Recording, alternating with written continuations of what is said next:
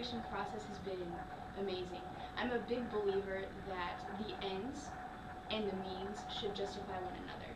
If Saturday, October 22nd comes and my name is not called and I'm not a national officer, it's going to be okay because I have learned so much through this preparation process about agriculture, about education, about leadership, and about myself and what I can do to help impact these members and help them reach their dream and reach their goal.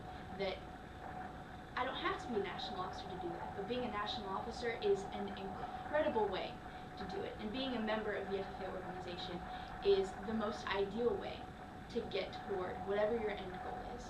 And we don't have to know what our end goal is. We don't have to know what we want our college major to be, even if we're a junior in college. We don't have to know what we want our job to be, even if we are working 9 to 5 already. It's a continual process. We have a limited amount of time. We're not going to be alive forever, but it's a matter of doing what's right for right now and what's going to have a positive impact in the future after we're gone. So in the preparation process, I've been talking to FFA members. What do they love? Why do they believe in this organization? And so many of them say that it's endless. There's no limit to what they can achieve. There's nothing that defines what they can or cannot do because it's a student-led organization. It's a student-represented organization. It's not about the agricultural educator who knows what's best. It's about the student who's going to learn from the educator, the student who's going to go out in the field and get experience working on their production farm or working with other students to learn what they think is best. And each one is their own statesman. We don't have politicians, we have statesmen, we have representation who they know what's best because they have experienced it and they have a core belief system. And that's what it's about.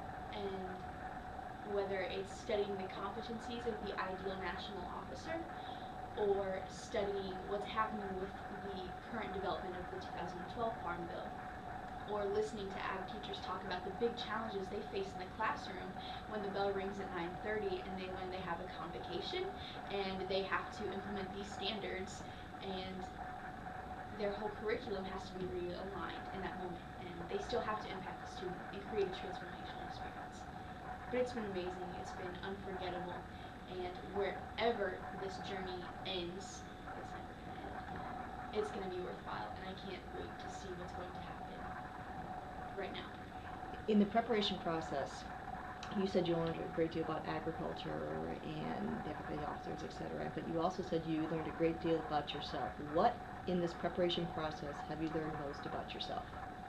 I have learned that, and it's one of those things that has kind of always been hinted at throughout my experience, you know, trying to learn to ride horses when I was 9 years old with my mom and our trainer, trying to make it through my 4th grade class when everything seemed like it was changing and I didn't know who I was.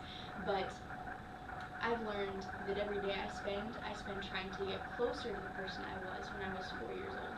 And I didn't question anything. And when I acted, and when I just sat and thought, well, I can do this or I can do this.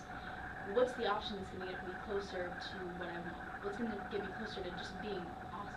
I mean, it's so simple, but the energy that I had when I was young and the curiosity that I had that I was young, I kind of lost it at some point in time throughout my junior high school experience, and the moment I realized it, I got it back.